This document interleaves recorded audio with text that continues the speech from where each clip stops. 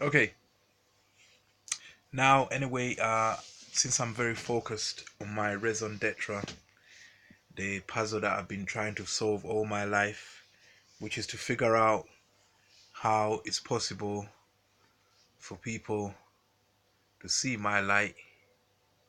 If you watch my recent videos, you understand what I mean by my light.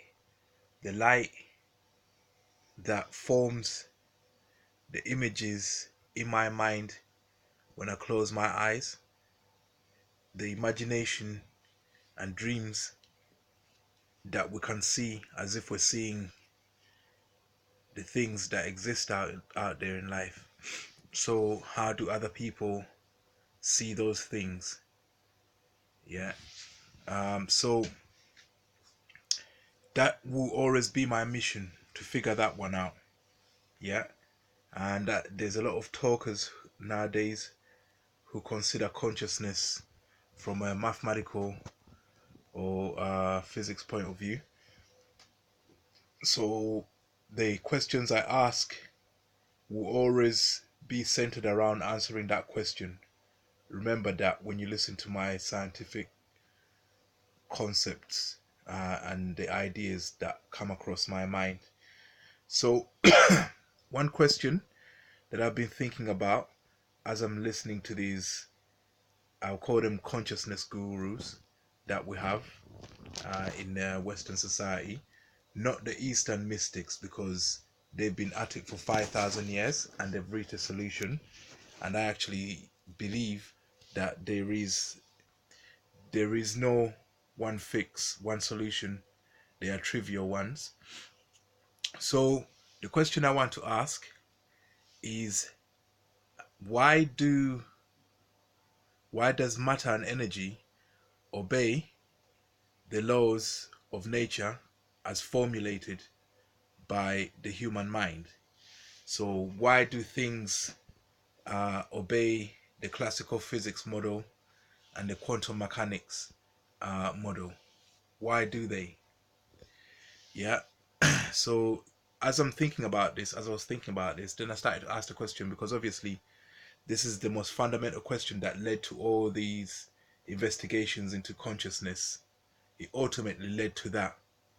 Yeah, they got to the Planck length and then they kept asking what's beyond that, and they couldn't accept the dead end that the Planck lengths provide.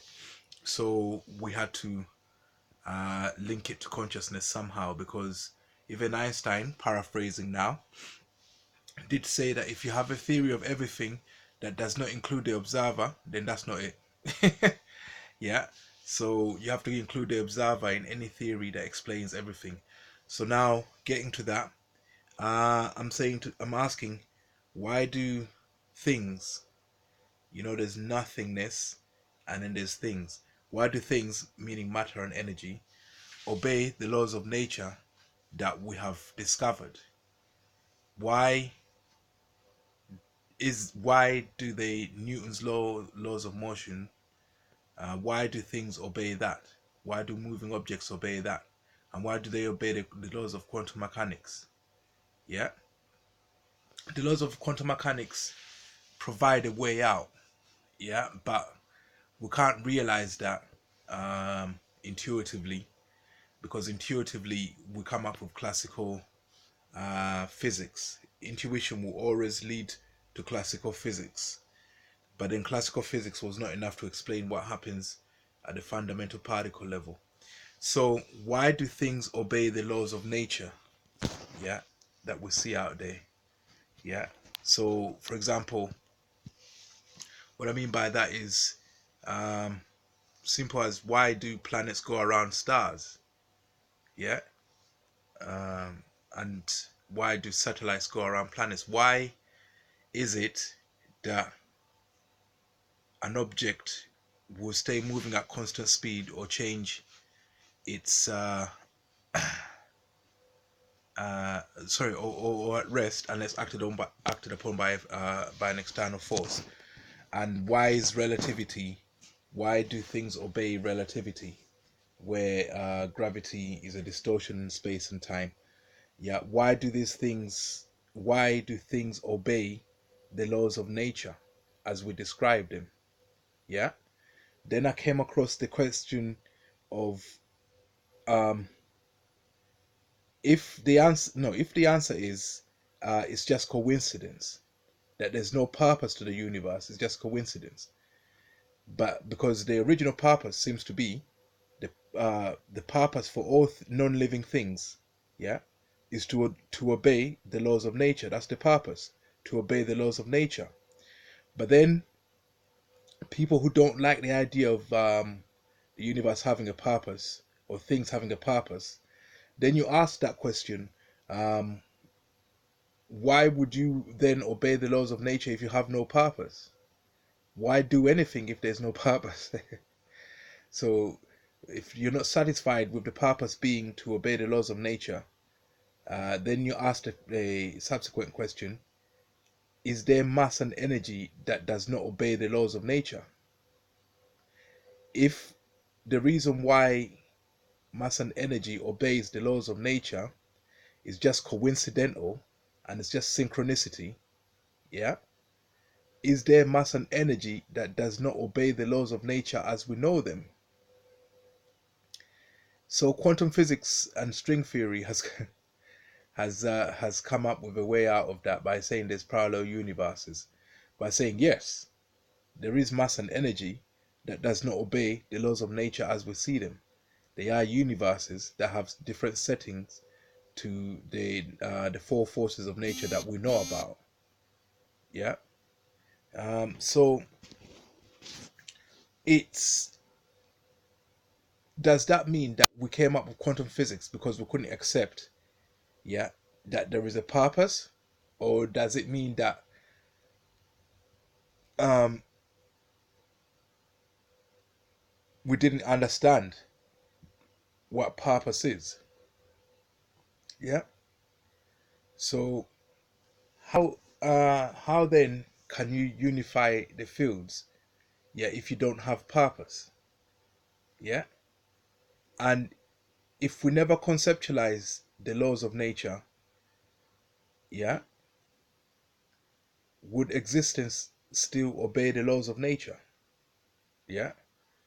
The quick answer to that, yeah, I'm just debating myself now, is yes, appears to be yes. Just because you don't know, I mean, the laws of nature were still observed before our ancestors knew about them. And is it right to assume that that's true? Yeah. Yeah. So it's a very hard question to answer. Yeah. Does the universe does existence have a purpose? Yeah. Because when you find out what the nature of existence is, yeah, you produce, you deduce, you imagine a purpose, which is to obey a set of laws. Yeah. And the question still remains, yeah, if everything appears to have the primary purpose of obeying the laws of nature, again, who created those laws? That's still the question. No one's really answered that one. No one needs to have created them, is the answer that most atheists come up with. They came about by accident. Yeah.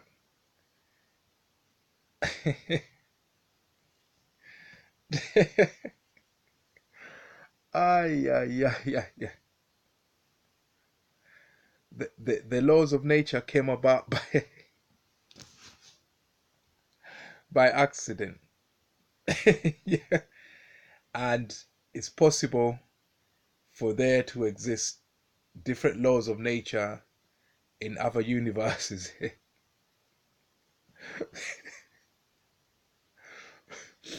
How are you gonna prove that?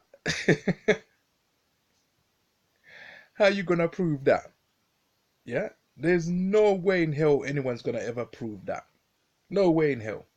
First of all, we were designed to live in this universe, and we can't exist in any universe that has any laws of nature, even just a minute difference in any of the forces of nature that we have, means that we can't exist. There's no way we can realize any other universe for us to know that there is another universe out there. Yeah? But then you can be a cynic and say, how do you know that? Because the mass we are made of, yeah, can only exist when the laws of nature are at these settings, yeah. And the mass that we're made of is the one that emerges consciousness, going by that theory, yeah. So we can never exist somewhere where the laws of nature are different from the ones we have. For us, yeah, this is the universe we'll ever know, yeah.